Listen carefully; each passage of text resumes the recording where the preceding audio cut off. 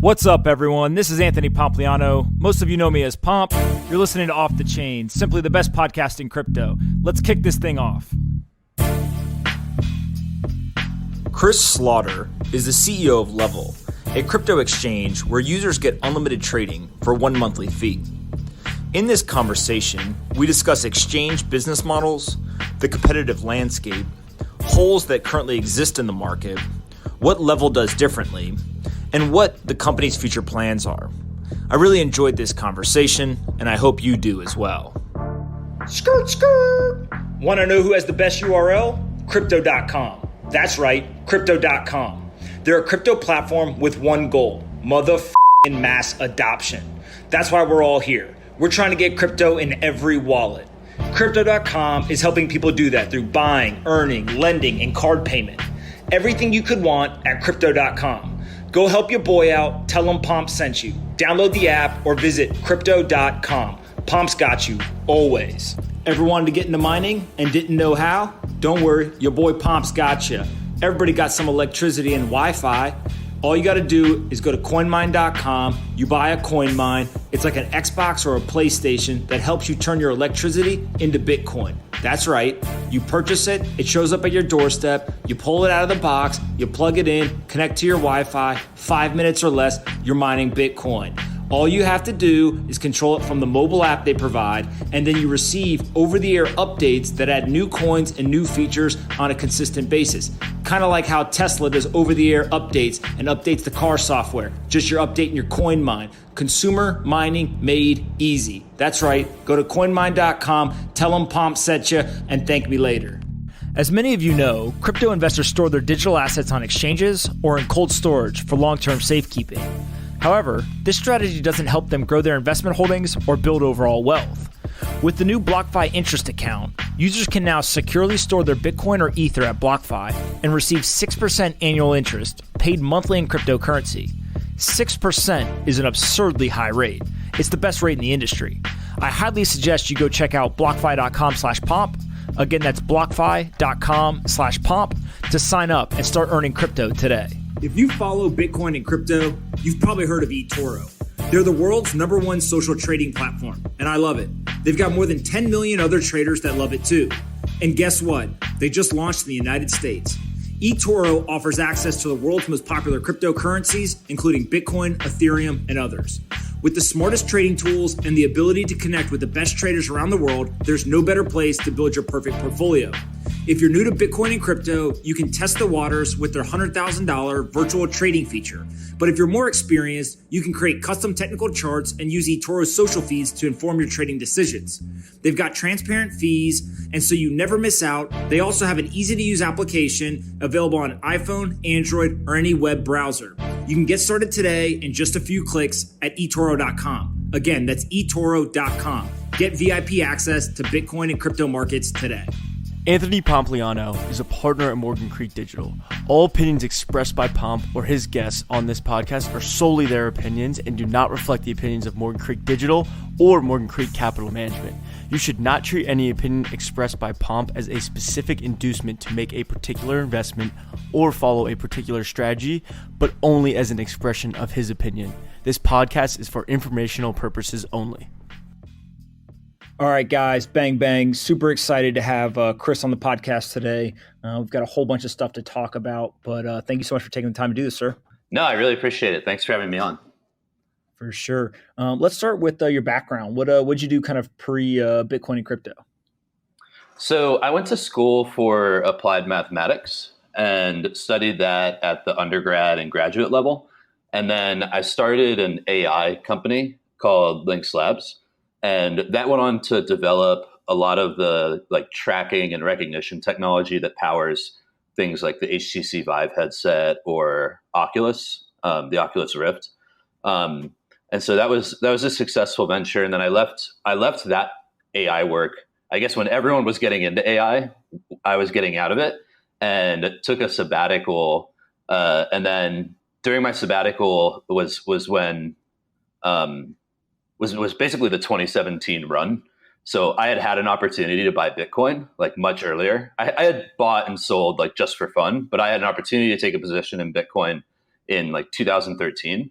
And obviously I got wrecked by not having a bag going into 2017. So then it had my full attention, and decided to do a company in crypto focused on like broadening consumer adoption. For sure. No, it's interesting that you described getting wrecked by not having exposure to the upside. I don't think I've ever heard anyone describe it that way. Yeah, I mean, I guess it's an opportunity cost. My buddy wanted to sell me Bitcoin, and I didn't have enough time to research it, and so I like just declined to purchase it, and it would have been a really good outcome.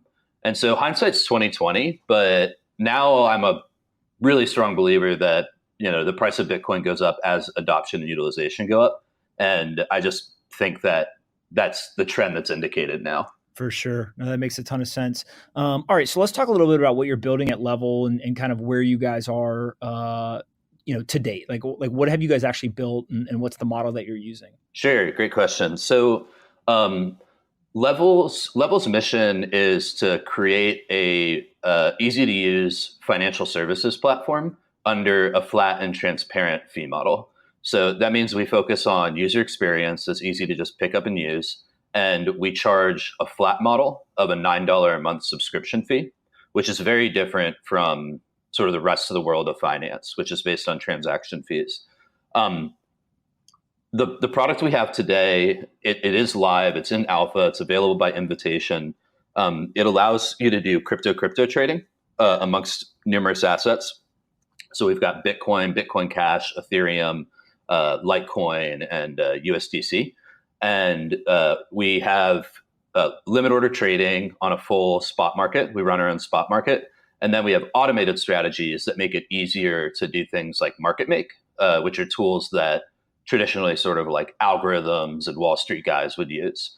So that's our sort of beachhead product. It's a lot of like crypto early adopters and whales that are on it right now.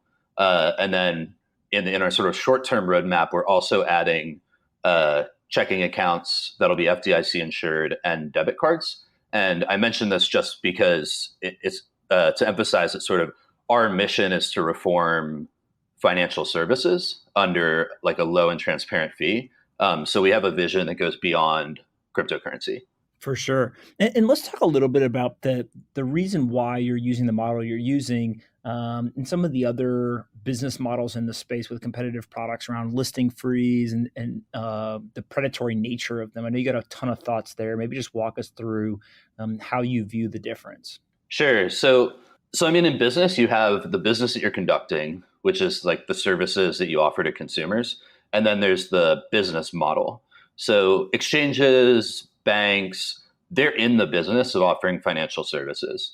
But the way they make money is usually to exploit lack of knowledge of the retail customer to like extract the maximum amount of profit out of that end user. So I'll give a couple examples. So when you go to apply for a mortgage at a bank, they try to get you into a variable rate, which like appears at the front door to be the best mortgage you can get, but you end up paying a much higher rate in the back end. If you can't keep $1,200 a month in your Bank of America account every day, they charge you $12 at the end of the month. So that's like a 1% monthly negative interest rate. Coinbase, for example, you've got Coinbase Pro, where you have about 0.25% transaction fee on Pro, but they've got exactly the same offering. They've got exactly the same offering on Coinbase Consumer that charges like a minimum of 2%. But if you're not doing big transactions, it can be up to 10%. So what's interesting about this is all of these fees are based on like transactions, but the technology behind financial services doesn't have costs that like scale in the volume of transactions. So for example, on Coinbase, if you do a $10,000 trade or you do $1 million trade, both of those have the same cost to the exchange, which is, they just decrease one database entry and increase another database entry. We're talking about milliwatts, effectively zero cost. But they introduce these transaction fees and then tier them across customer segments, basically to exploit the fact that less advantaged users are less knowledgeable about these fee structures. So coming in as outsiders, we looked at exchanges and just the like level of complexity that goes into processing financial transactions. And, we're talking about milliwatts, 2 database operations per trade. And, compare that to something like World of Warcraft, where you're flying around on, dragons and fighting hundreds of thousands of other virtual players, or Netflix, where they're putting $7 out of the $9 that they get a month directly into content production and edge network delivery. So exchanges, first of all, are making like 96% gross margin, which is, just way on the high end. It's just clearly exploitative because they have, sort of early time to market. So they're clearly collecting much more profit than they need to sustainably operate. And they're also just more less complex than something like World of Warcraft or Spotify. So our approach is different in that we charge a flat $9 a month fee, and all trading is $0. And as we add additional services, that'll be included in that flat $9 fee. So we're bringing sort of the Netflix model to finance. Got it. And so what is to like play devil's advocate for a minute, right? The point of business is for a corporation to make as much money as possible, obviously. And you've got to balance that with serving your customers, right? So there's definitely a balance, and sometimes even a counterbalance to those two things. I think what you're saying is basically, look, these are highly profitable businesses, and some of the business models are predatory in nature only because they're such high margin, and they're really built on this idea of like information arbitrage.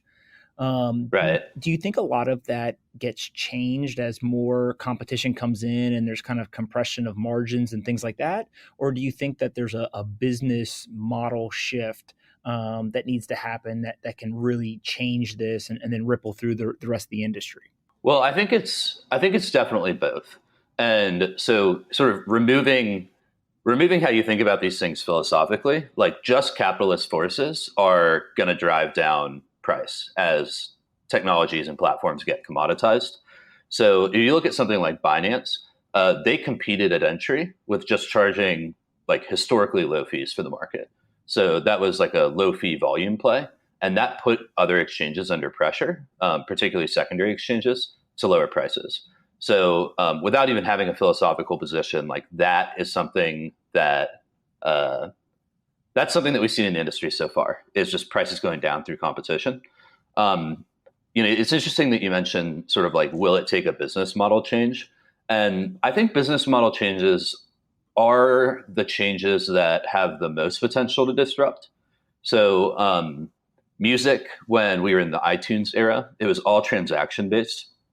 And we just know sort of factually that there was more utilization of iTunes than there was of record stores before it. But then when the Spotify model came along, utilization went up even higher. And so it was viewed as a better value for consumers, but it ultimately drove higher revenues for the music industry as well. So I think that, I guess sort of in summary, I think that natural competition will lower prices, but fundamental new business models tend to have the greatest like disruptive impact. For sure. No, I definitely agree with that. And what do you think in terms of the information arbitrage? How can that be reduced or at least kind of eaten into? Is it simply just adding transparency to what the fees are on each transaction, or is there something else that you think is important? Market education is important. So if you talk to crypto traders that want to trade on a regulated US exchange, they tend to trade on Coinbase. And what you'll find out is that the longer they've been trading, the much more likely they are to trade on Coinbase Pro versus Coinbase Consumer. They know that it has like all the same features as Coinbase Consumer. They're sophisticated enough for the more technical interface, and they want to save the money. And so that's an example of how education like eliminates the barriers between sort of like noobs and experienced traders. And a lot of these business models are really predicated on just like wrecking noobs. So I think education over time turns the noobs into pros. That's just a natural dynamic. But you're left with two problems. First of all, there's always going to be new noobs. That's why they're noobs. And second of all, For the market to expand, everybody's a noob. So I think what you have to do is you have to introduce products that where their business model is not dependent on information asymmetry and consumers adversely selecting the more expensive option, like the Coinbase Consumer versus the Coinbase Pro. And the way we do that at Level, for example, is we have consumer wallet buys and sells, and we have a technical interface. And on Coinbase Pro, those are traded from like different wallets. They're two different siloed experience. But on Level, you can use the noob interface and you can use the pro interface. And in both cases, the transaction fees are zero. So I think that's just an example. Obviously, we're going to advocate for our product. We're excited about it. But I think it's just an example of how you can design products that still have a viable business model, but eliminate sort of this exploitation of information asymmetry. For sure. And with your model, kind of that Netflix-like model or a flat fee model, you've gotten a number of pretty high-profile advisors to sign on. Maybe give us an overview of who those are. Yeah, so we're really excited about our advisory board. We have Willy Woo, who's a blockchain analytics pioneer, Jimmy Song, who is a blockchain developer and educator. We were recently joined by John Price, who was the founder of Trilogy Software in Texas. So one of the biggest tech companies in Texas history. And the reason we recruited this advisory board is my co-founder, Courtney, and I have always had success in business by forming advisory groups of customers that know more about the industry than we do. So we came in 2017, which makes us sort of like crypto carpetbaggers. And one of the very first things we wanted to do was get to know people that had positive reputations, that were focused on education, that understood how to build good products in the space. And we were really lucky to get Willie and Jimmy involved early. And now the advisory board is much larger as well. We've got a number of seasoned executives on it. And one thing I'd like to emphasize is that, there's the 2017 notion of what a crypto advisor was, which is somebody would have this new speculative ICO token, like let's say like Cat Coin, and you'd see this lineup of 8 advisors that were basically using their Twitter platform to say that this was like the new hot ICO token. Mm-hmm. And then they were out of the business in a matter of months because they would just take their allocation of tokens, sell it on an exchange, and peace out. That's not what traditional advising is. Our advisors are traditional business advisors, so they're compensated in equity, not cash, and the equity compensations through options that they won't be able to exercise for a while. So everybody on our advisory board, including Willie and Jimmy, who have been with us for over a year, they basically are involved because they think that the company will have a positive impact if it's successful, and they think their participation will improve the likelihood of success. And so the advisory board is very committed. We meet on a weekly basis, but basically we're all riding the outcome of the business together. We're all equally invested as shareholders. For sure. And I think it's also, you're describing it more from like how people perceive the advisory board and what they do, but also from a founder's seat, right? There's a huge difference between somebody willing to tweet about your business and somebody willing to actually help you, right? And give advice and introductions and help move the business forward. When you have the right advisors and they know what they're doing, it can be an inflection point for the business and for the founders. Oh, no, absolutely. We came into this business, we knew how to code, we knew how to raise money, but there's a lot of things we didn't know how to do. And it's had a real impact on the product. Like our crypto custodian, BitGo, we decided to work with them through a relationship that Jimmy had. Most of our consumer interface was built with like Willie's insights. We hold these weekly calls where Willie just tears down the product, and then we try to rebuild it in time for the following week. So I think there's a real value. I like it. I like working with advisors. I have my whole career, and I think if you approach it in the right way, there's a way to be judicious to the advisor's time, but just rapidly accelerate the sort of degree of knowledge of the business. For sure. No, makes makes a ton of sense.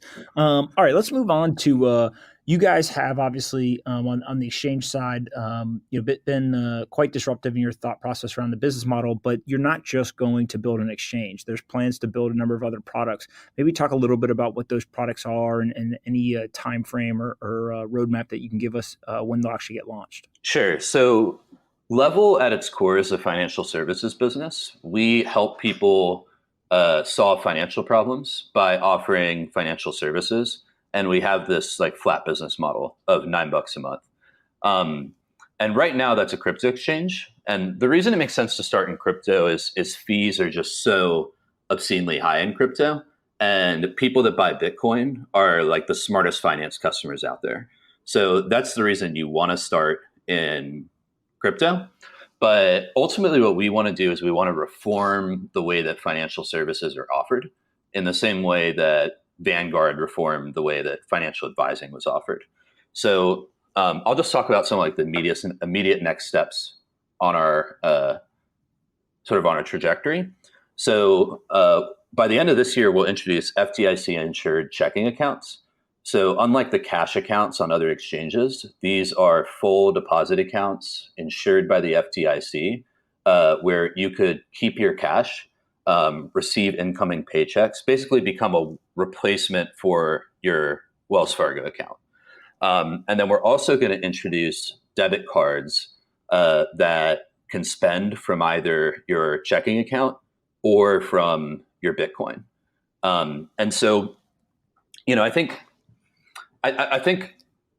what this is really sort of a platform that like merges together a lot of different financial services in a frictionless experience in a similar way to like maybe the iPhone brought internet communication and regular phone calls under one roof.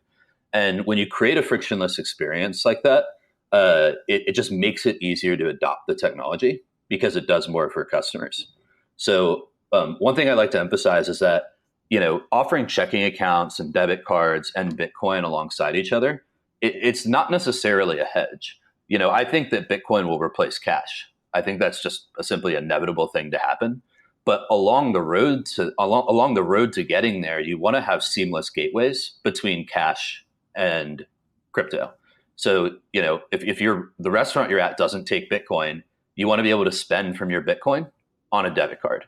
If you need to take out cash to let's say wire it to a family member, you shouldn't have to pay a $35 wire fee to get cash from Coinbase to Wells Fargo, and then another fee to send it from Wells Fargo. So the basic idea here is to sort of bring the world of finance under one roof so that it's frictionless for people to explore the future of money. For sure. And then how do you think about things like the fiat on-ramp and off-ramps, right? So what I mean by that is one of the ways that people can get into Bitcoin and the cryptocurrency industry is they can obviously take their fiat currency, they can convert it, right? So they go to an exchange and they buy Bitcoin, for example. The other being they kind of earn within that ecosystem, right? So there's all kinds of different products that are doing that. But one that I'm fascinated with as an idea is really this: if you get paid in a digital currency, you are actually unlikely to convert that back to fiat, right? Like it feels like that is a big mental shift, and that is also a really big liquidity functionality where people are likely to stay in the currency that they get paid in rather than switch back and forth depending on certain criteria. No, I totally agree with that. And I think that example you just gave of somebody getting paid in Bitcoin and then wanting to sort of stay long in Bitcoin is a big industry problem that needs to be solved, because there's a lot of people that believe in the fundamental dynamics of Bitcoin, that believe that as more people adopt it, it'll continue to be robust and secure, but owing to its finite supply, that its value will increase. So, it's a liquid asset like cash that also has like a speculative nature based on pretty good fundamentals. So, you described sort of an on-ramp onto Bitcoin and a way to stay long Bitcoin. And then what's missing right now is sort of the off-ramp side. So you can get paid for your job in Bitcoin. You can hold your Bitcoin in a wallet, but it's hard to get rapid liquidity when you go to a restaurant because they just aren't taking Bitcoin yet. I think that'll change eventually. I honestly don't know the time frame, but I think generally what you want to do is make the boundaries between cash and Bitcoin as like frictionless as possible. So in the scenario you described, you should be able to stay long Bitcoin if you believe in the asset class, but still be able to like pay for dinner on a debit card. And then on the on-ramp side, what you want to eliminate is wire transfers from one bank to a crypto institution. And you want to eliminate like high predatory transaction fees for the faster methods. So like the 3.99% fees you see when you buy crypto in Bitcoin, those should be eliminated as well. I think I strongly believe that Bitcoin will be the world standard currency, but sort of counterintuitively, what you need to do between here and then is remove the friction and switching between the two. Yep. Yeah, I think of things like debit cards. They're basically like a Band-Aid solution, because really what you're trying to do is you're trying to use the currency of choice, which is Bitcoin, and that technology is incompatible or not accepted by a legacy payment provider, right? Whether it's a point of sale or some other mechanism. And so really what that credit card is doing is it's a bridge. Right, it comes in the same format, but it's pulling from the choice currency, and so over time, hopefully, the importance of those bridges becomes less and less important. But that will only be driven by the fact that that legacy system starts to accept the new currency. Right, if that doesn't happen, then you're going to continue to need that bridge between the two technologies or currency systems. No, that's like exactly right. And I think an okay analogy for this is like, I don't know if this is a good analogy or not, but public transit. So I grew up in Dallas, and the DART line, which is our rapid transit system, there was a point in time where there was only one line. Then there was a point in time where there were two lines, and they crossed in the middle. And now there's 9 lines. And as that has gotten more connected, people have shifted from driving to riding the DART. So the analog in this industry is like, let's say that we introduce accounts where it's easier to just spend your Bitcoin on a debit card. Then there's going to be more people that are holding Bitcoin. And then when more people are holding Bitcoin, there are cost efficiencies in stores just accepting Bitcoin outright. Basically, it's going to end up that Lightning Network is cheaper than the interchange system. So, just like Bitcoin, Bitcoin is sort of inevitable because it's a way to sort of short the flaws in monetary and fiscal policy, sort of short government money. And it's sort of designed to avoid the problems in government money. I think that more vendors taking Bitcoin is also inevitable, because as the utilization increases, it's a way to eliminate the sort of like rent-seeking behavior that happens in interchange.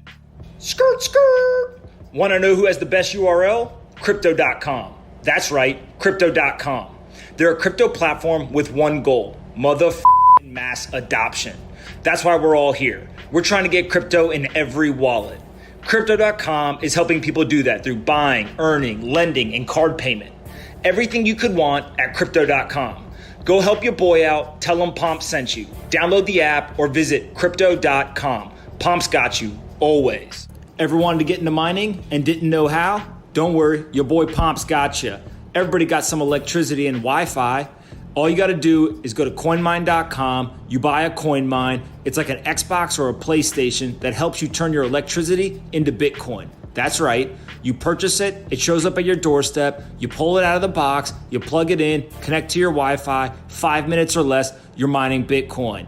All you have to do is control it from the mobile app they provide, and then you receive over-the-air updates that add new coins and new features on a consistent basis. Kind of like how Tesla does over-the-air updates and updates the car software. Just you're updating your coin mine. Consumer mining made easy. That's right. Go to coinmine.com, tell them Pomp sent you, and thank me later.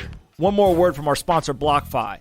Their new interest account allows you to securely deposit your Bitcoin or Ether at BlockFi and receive 6% annual interest paid monthly in cryptocurrency. This rate actually compounds, so you receive a 6.2% APY, which is very attractive given the alternatives. So you can actually take your Bitcoin, you can deposit it with BlockFi, and get paid an interest rate of 6% in return. Go check out BlockFi.com/pomp. Again, BlockFi.com/pomp to sign up and start earning interest on your crypto today. Where else do you see people either being taken advantage of or a high degree of kind of information arbitrage, putting individuals at a disadvantage in the industry? To be totally honest, it's really a big issue in cryptocurrency. And what's interesting is you see a lot of the same issues in cryptocurrency that got regulated away in the securities industry. They're all popping up again in crypto. And so just some examples. I mean, we want to went over the example of sort of like Coinbase being designed for people to adversely select the platform with the higher fees. But Binance, for example, they have much lower fees, but they list a lot of sort of securities tokens. And, they claim they weren't securities, but if you look at their Binance US launch plan, there's only like 6 assets that they're planning to list, which is kind of a concession that everything else, all these other shitcoins are really securities. And, Binance admitted publicly, I think in an interview with Laura Shen, that they were taking multi-million-dollar listing fees for taking those onto the platform.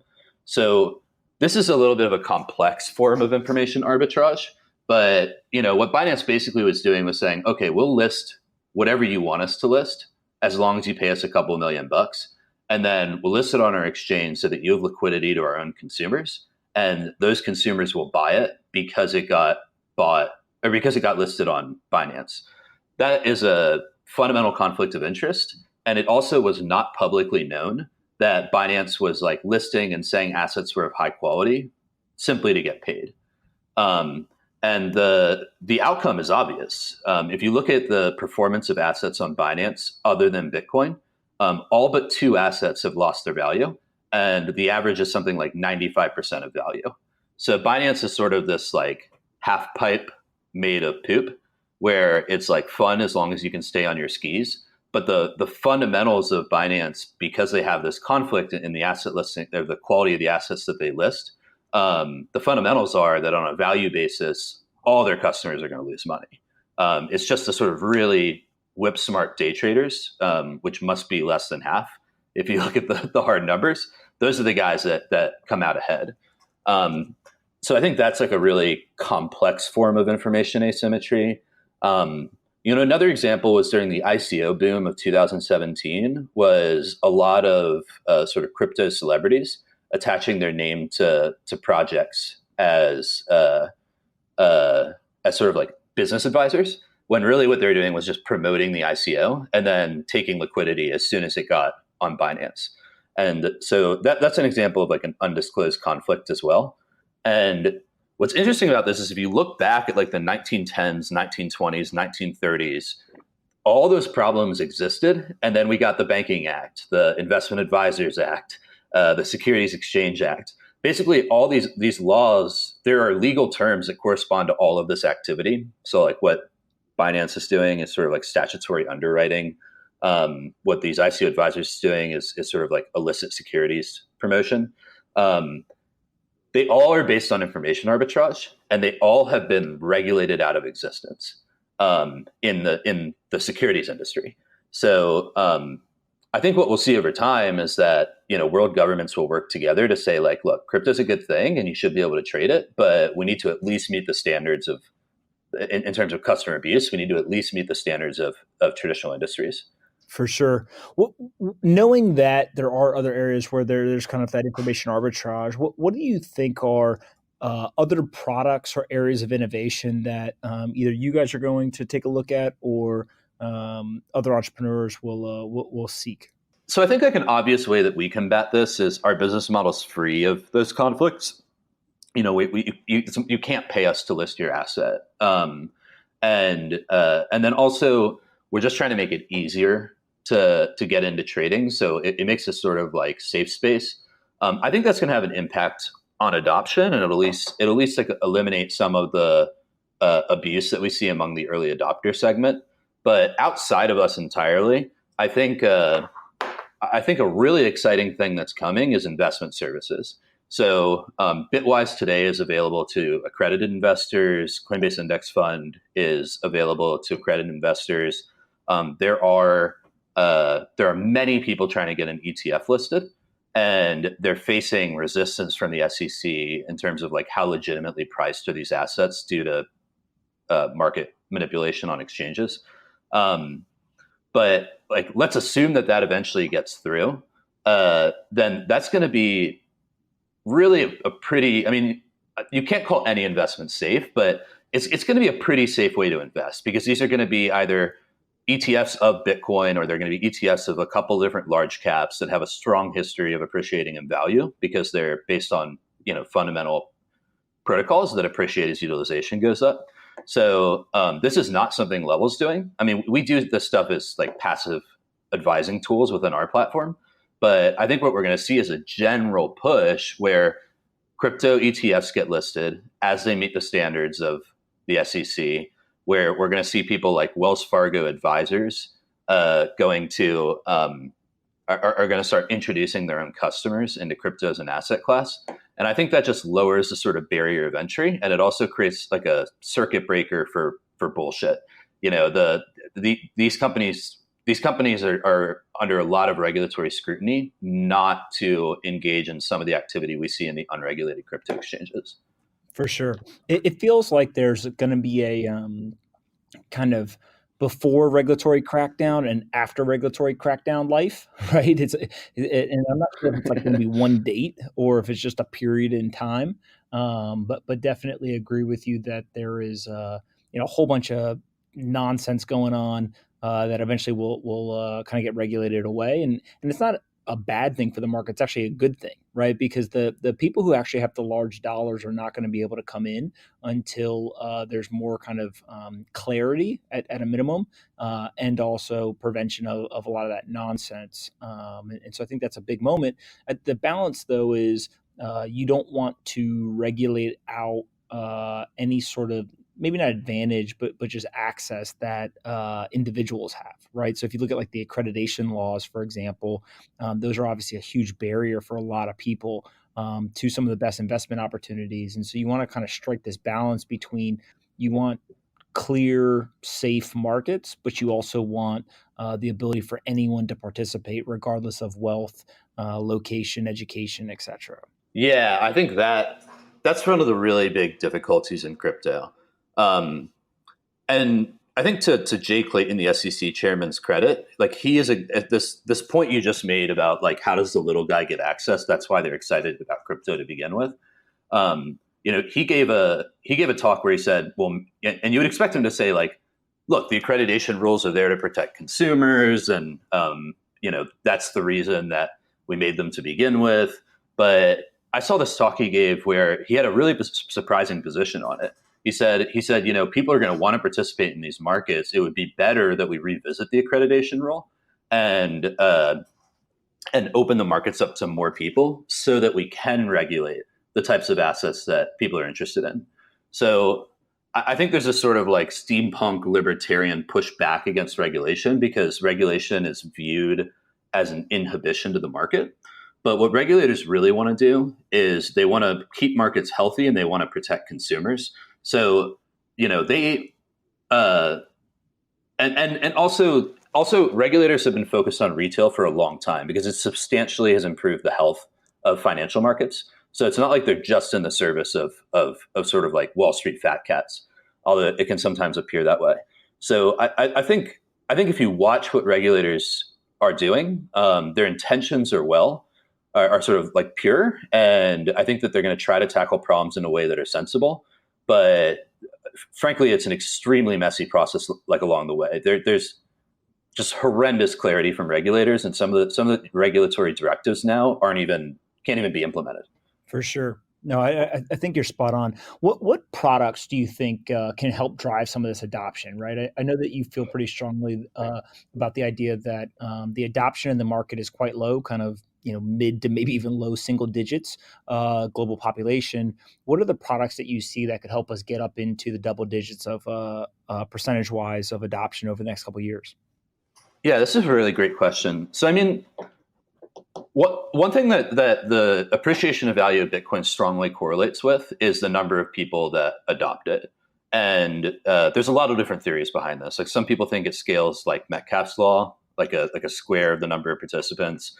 Some people think it's a store of value, so it has a finite supply that'll ever be minted, and so just more people transacting in it is going to drive the price up. But it's statistically clear that the more people get into Bitcoin, the higher the price goes, which makes the sector healthier. So I think that establishes that a goal should be to expand the market. And so I think what you have to start with is just like, what is the maturity of the market now? I love this book called Crossing the Chasm by Jeffrey Moore. And basically the sort of hypothesis behind Jeffrey Moore's book is that technologies get all the way up to saturating early adopter participation, which is usually about like 15% of the addressable market. And then there's a chasm that you have to cross. And that chasm is, how do you make take the technology from just being something that's exciting, that's new, that nerds adopt because they just believe in the future, and turn it into something that solves like a real world problem. And I think that's where we are in the market. In developed countries, like it's something like 35% of people are open to being natively digitally banked. And then we see 3% penetration of crypto. So the numbers work out to be like roughly 10 to 15% of adoption of the addressable market. So it lines up exactly with early adopter saturation. The numbers work out, and we're seeing like things like staking and custodial offerings where exchanges are now trying, and lending, like things like BlockFi, where people are really trying to get more value out of the early adopter base. What I think has to happen is we need to take it from early adopters, which is like tech literate, mostly male, sort of like 12 to 40-year-olds, and we need to turn it into like products and assets that would be of like more broad appeal. And like the biggest way to accomplish that, like just fundamentally, is to improve ease of use. If you can build platforms where it is easier and it's cheaper to buy Bitcoin, more people will do it.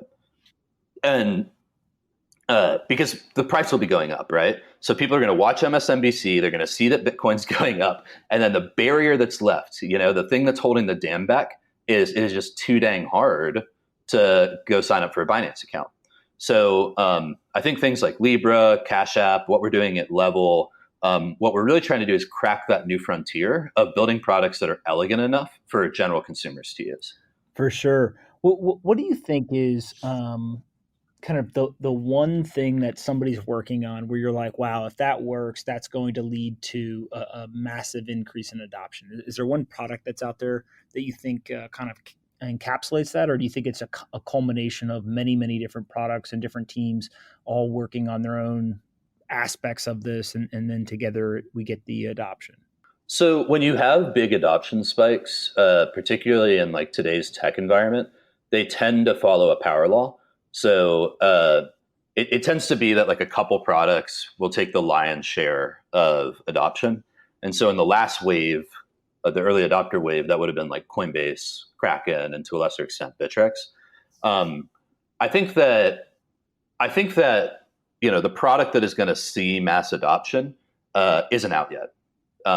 As just evidenced by the lack of like sort of dramatically order of magnitude new adoption. But I think there are several products that are doing exciting things. Coinbase for the last several years has been like the easiest to use product to get people into crypto. And I think they're going to continue to try to improve their user interface and what they're doing in apps. I think Cash App is doing something that's like interesting and differentiated, and they're making a lot of money doing it. I like that they allow sort of like real blockchain transfers, and it's integrated against like a cash account. I don't like their like spread charging model. So to answer your question, like I don't think the sort of killer app is out there yet. I think that the ingredients of the killer app are like sort of being developed at various different companies. And I think when the formula gets cracked, what we'll see is 2 or 3 platforms that really carry crypto into the next wave of adoption and capture the lion's share of new interest. For sure. Before I wrap up, I always ask a rapid fire set of questions. What do you think is the most important company in crypto other than your own? Over the last several years, it's undisputably Coinbase. You think Coinbase? Why? What they've done to lower the sort of technical ease of use barriers to entry and allow people to go from cash to crypto in the regulated sphere has just dramatically expanded the market. Got it. What's the one regulation you would change or improve if you could? The travel rule. So the recent guidance is that when you send crypto from one exchange to another exchange, you have to include the accompanying identifying customer information, which in banking is done with Swift. In crypto, it's not possible to do that. If we were to send our customer information in an unencrypted script of Bitcoin during the transfer, then we would be publicly disclosing. This is the problem with blockchains. We'd be publicly disclosing their information, which is a violation of another set of policies called PCH. And if we were to send it encrypted, then without some type of key sharing approach, the other exchange can't even make sense of it. So we certainly don't need laws that are impossible to follow. For sure. What's your most controversial thought in Bitcoin and crypto? Oh, geez. Well, we run a marketplace, so it's important for us that like we don't take views towards specific assets. But I would say outside of Bitcoin, Litecoin, Dogecoin, Bitcoin Cash, things that are clearly protocols, when you start getting into the ERC20 tokens, most of those are securities, and they look a lot like penny stocks, and they aren't capturing intrinsic value. I think that's a hype bubble, and not only is it a hype bubble, it's been mostly popped to the extent that they've gone down like 98% in value across the board. Yeah, it's pretty crazy. What's the most important book you've ever read? There's a book called Daring Greatly, which is it's basically about like understanding vulnerability and the way that it like affects your behavior, and that how like sort of embracing vulnerability can make you like a better leader, a better partner. It's kind of mushy stuff, but I think for that reason, a lot of people don't think about it a lot. And I would highly recommend that book. It's had just an incredibly positive experience on my life. Awesome. I've not read that one. I'll have to check that one out. Before I finish up, I always let everyone ask me a question, but we talk aliens first. Believer, non-believer? Okay, obviously there's aliens. Like there has to be aliens. So like deep down in the ocean, when there's pressure so high that we can't even send a submarine there, there's no oxygen. There's like critters that have evolved to like live off like carbon dioxide coming out of heat vents. So the idea that, the universe is, 10 to the 23 times bigger than Earth and life exists here pretty much where it shouldn't, it seems to me inevitable that there is alien life. And, I think the sort of like corollary question is like, well, what if they just don't care about us? Yeah. Well, I always joke and I'm cheating in the sense that I've had the pleasure of asking, literally almost 200 people at this point about aliens. So I've talked about it more than I ever thought I would. But one of the things, and I forget who said it, they just said, look, what if the aliens know we're here and they show up? A lot of times in history, the person who went to a new land, it didn't turn out so well for the people who were in that existing land, right? And kind of the conqueror. And so I think we always, think of aliens as friendly or as people who or things, I guess, that we would interact with, but it might not be so tame and might be a little bit more hostile than we're anticipating. I think that's also super likely. Unless they sort of psychologically were fundamentally different from humans in every way. Think about how humans treat every species on Earth that we consider ourselves superior to and our natural resources. So if an alien showed up tomorrow, that means that they're more sophisticated in terms of like technology than we are. And, based on the information we have to go on intelligence, they probably wouldn't treat us that well. Yeah, for sure. What one question you have for me to finish up? So I know you're an active investor and you run this podcast, which is kind of like it's really focused on the industry, and I've listened to a bunch of it, and it's pretty objective.